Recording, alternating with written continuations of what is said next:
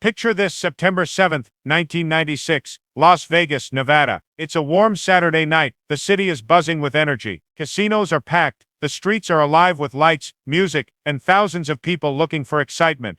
At the MGM Grand Hotel, a boxing match has just ended. Mike Tyson versus Bruce Seldon, a massive event. Celebrities, athletes, rappers, everyone who's anyone is there. And in the crowd, sitting ringside, is Tupac Shakur, the biggest rapper in the world, 25 years old, at the peak of his career, fearless, controversial, untouchable. Tupac is with Suge Knight, the CEO of Death Row Records, the most powerful hip-hop label in the world. Suge is a massive man, intimidating, known for his connections to gangs, and his ruthless business tactics. He and Tupac are close. Suge made Tupac a star, and tonight they're celebrating. The fight lasts less than 2 minutes. Tyson destroys Seldon, knockout in the first round. The crowd erupts. Tupac and Suge head toward the exit, surrounded by bodyguards and entourage. They're on their way to Club 662, a nightclub Suge owns, where Tupac is supposed to perform. But as they walk through the MGM Grand lobby, something happens. Tupac spots a man. His name is Orlando Anderson. He's a member of the Southside Crips, a notorious Los Angeles gang. And Tupac has a problem with him. Hours earlier, Orlando and some Crips had jumped and beaten a member of the Bloods, a rival gang. Tupac has ties to the Bloods through Suge Knight and Death Row Records, and Tupac doesn't let disrespect slide. Tupac approaches Orlando, words are exchanged, and then in the middle of the MGM Grand lobby, surrounded by security cameras and hundreds of witnesses, Tupac attacks. He punches Orlando in the face. Suge and the Death Row crew join in. They beat Orlando to the ground. Security breaks it up. Orlando is escorted out. Tupac and Suge leave, laughing, adrenaline pumping. It's 9 p.m. In less than 2 hours, Tupac Shakur will be shot, and 6 days later he'll be dead. This is the story of the night Tupac was killed, the events leading up to the shooting, the chaos that followed, the investigation that went nowhere, the theories about who pulled the trigger, and why nearly 30 years later, one of the most famous murders in history remains officially unsolved. Let me take you through September 7, 1996, the final hours of Tupac Shakur's life, and the mystery that has haunted hip-hop ever since. To understand Tupac's death, you need to understand who he was and the world he lived in. Tupac Amaru Shakur was born on June 16, 1971, in New York City. His mother, Afeni Shakur, was a member of the Black Panther Party, a revolutionary black nationalist organization. Tupac was named after Tupac Amaru II, an 18th century Peruvian revolutionary. From birth, Tupac was surrounded by activism, struggle, and defiance. Tupac's childhood was difficult. His family was poor, they moved frequently. Tupac witnessed violence, poverty, and systemic racism, but he was also brilliant. He loved poetry, theater, and music. He attended the Baltimore School for the Arts, where he studied acting, poetry, and ballet. He was talented, charismatic, a natural performer. In the late 1980s, Tupac moved to California and began his music career. He started as a backup dancer and rapper for the group Digital Underground. But by 1991, he'd released his debut solo album, Tupacalypse Now. The album was raw, political, angry. It tackled police brutality, poverty, and systemic oppression. Tupac wasn't just a rapper, he was a voice for the voiceless. Over the next few years, Tupac became a superstar. Albums like Strictly for My Niggas and Me Against the World topped the charts. Songs like Brenda's Got a Baby, Keep Ya Head Up, and Dear Mama showcased his lyrical genius and emotional depth. But Tupac was also controversial. He had run-ins with the law. In 1993, he was charged with sexually assaulting a woman in a New York hotel. In 1994, he was shot 5 times in a robbery at a recording studio in New York. He survived, but the incident deepened his paranoia and anger. In 1995, while serving time in prison for the sexual assault conviction, Tupac signed with Death Row Records, run by Suge Knight. Suge paid Tupac's bail, and in exchange, Tupac agreed to release 3 albums on Death Row. This partnership changed everything. Death Row was based in Los Angeles, and had close ties to the Bloods gang. The label was home to Dr. Dre, Snoop Dogg, and other West Coast legends, and Tupac, a New York-born rapper, became the face of West Coast hip-hop. But this also put Tupac in the middle of a violent rivalry, the East Coast versus West Coast feud, a war between rappers, labels, and gangs that would ultimately cost lives. In the mid-1990s, hip-hop was divided, East Coast versus West Coast, New York versus Los Angeles. It started as a competition over who made better music, who had more influence. but it quickly became personal, violent, deadly. On the East Coast, the dominant label was Bad Boy Records, run by Sean Puff Daddy Combs. The label's biggest star was the notorious Big, also known as Biggie Smalls. Biggie was Tupac's friend. They were close in the early 1990s, two young rappers on the rise.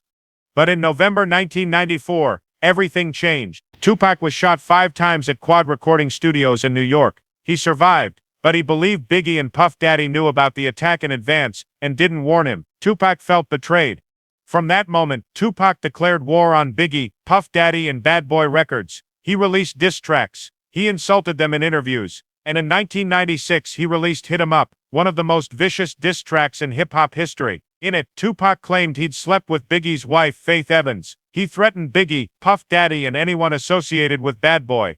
The feud escalated. It wasn't just words anymore. There were fights at award shows, shootings, gang involvement. The Bloods aligned with Death Row versus the Crips, who had connections to Bad Boy.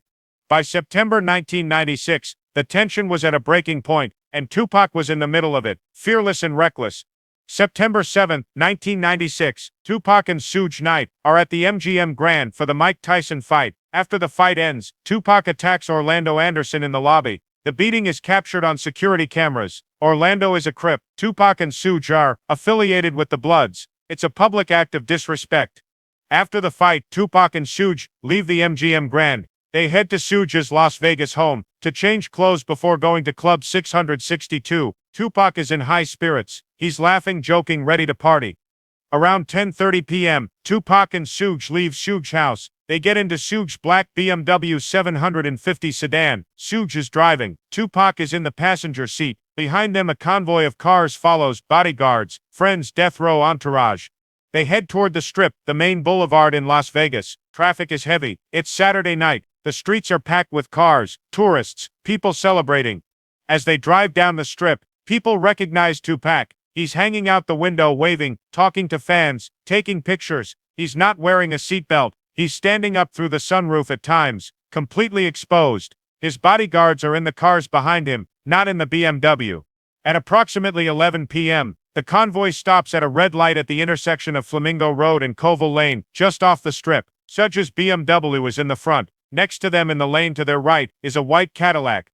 Tupac is still leaning out the window, talking to people, enjoying the attention, and then the white Cadillac pulls up alongside them. The back window of the Cadillac rolls down. An arm extends, a gun, and without warning, shots ring out. Pop, pop, pop. Rapid fire, 14 shots in total. The bullets shred the side of the BMW. They hit Tupac, one in the chest, one in the arm, one in the thigh, one in the pelvis. He's hit 4 times. Suge Knight is also hit. A bullet fragment grazes his head, causing a minor wound. The white Cadillac speeds away, tires screeching. It disappears into the Las Vegas night. The entire shooting lasts less than 10 seconds. Tupac slumps in his seat, bleeding. Suge, panicking, floors the gas pedal and runs the red light, trying to escape. But he's disoriented. He drives erratically. A few blocks away, police pull them over, not realizing what's happened. When officers approach the BMW, they see Tupac. He's conscious but struggling to breathe. Blood everywhere. The officers call for an ambulance. Tupac is rushed to University Medical Center of Southern Nevada, the closest trauma hospital. Surgeons work on him immediately. The injuries are severe. His right lung is damaged. His pelvis is shattered. He's lost massive amounts of blood. For 6 days, Tupac fights. He undergoes multiple surgeries. Doctors remove his right lung to try to save him, but the damage is too extensive. His body is shutting down.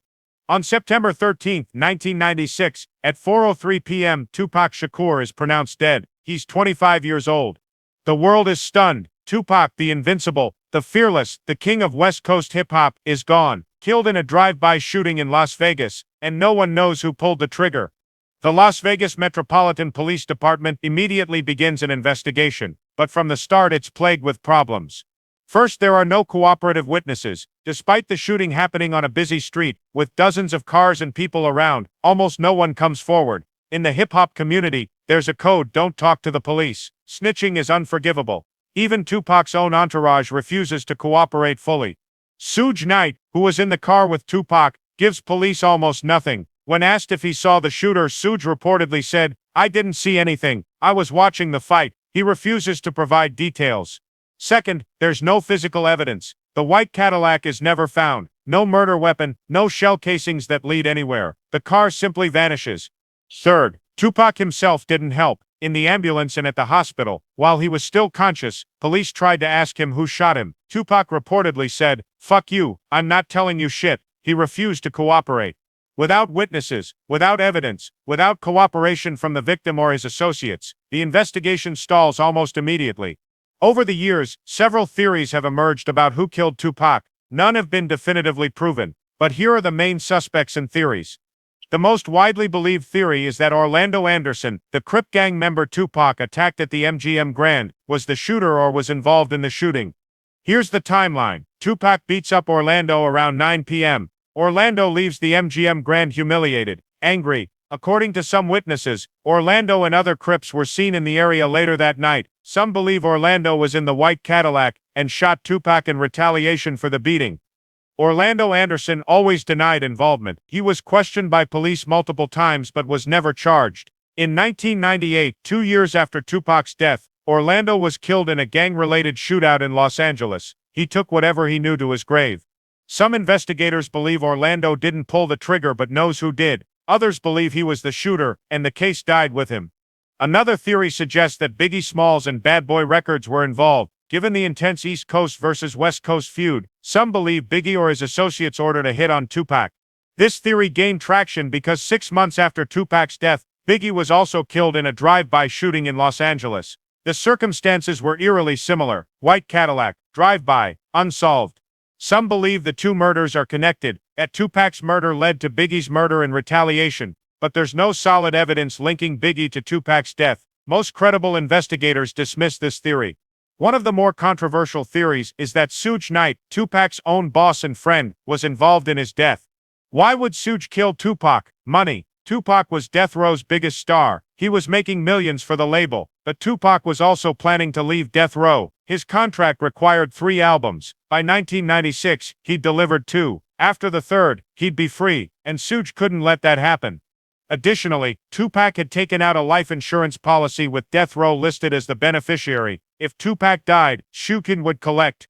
This theory suggests Suge orchestrated the shooting, possibly using Orlando Anderson and the Crips as pawns. Suge was in the car and was grazed by a bullet, which could have been intentional to avoid suspicion. However, this theory is highly speculative. Suge has always denied involvement, and most people close to Tupac, including his family, don't believe Suge would kill him. Some believe Tupac's murder was a professional hit, ordered by unknown parties, possibly rival gang members, possibly corrupt police, possibly people Tupac had angered over the years. Tupac had enemies, lots of them. He was outspoken, aggressive, unafraid to call people out. Some believe his death was inevitable, that he made too many enemies and eventually someone took him out.